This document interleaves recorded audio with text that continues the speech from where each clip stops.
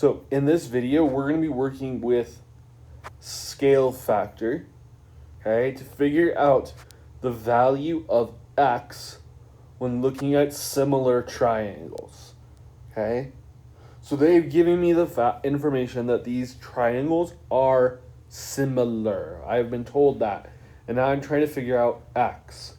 So the first thing I want to do is I want to identify my scale factor, okay? So remember, I know that it's 3, and then k equals 6, divided by 3, divided by 3, 3's cancel, and so k equals 2. Okay, now I can use that to find x, but I want to make sure I'm using the right sides. So I know, boom, are congruent. I know this and this are congruent because they're alternating angles. Okay, and then I know 1, 2, 3. The other angle is congruent by alternating angles as well. Okay, so alternating interior angles, how I know those angles are congruent.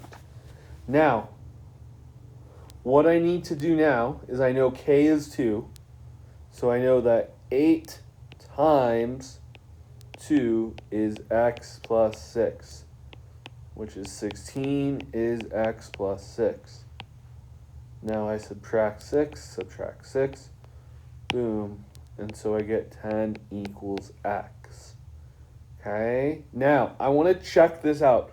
So let's confirm it with looking at my other side. So 4 times 2 should equal x minus 2, so 10 minus 2, and then 8 equals 8, check.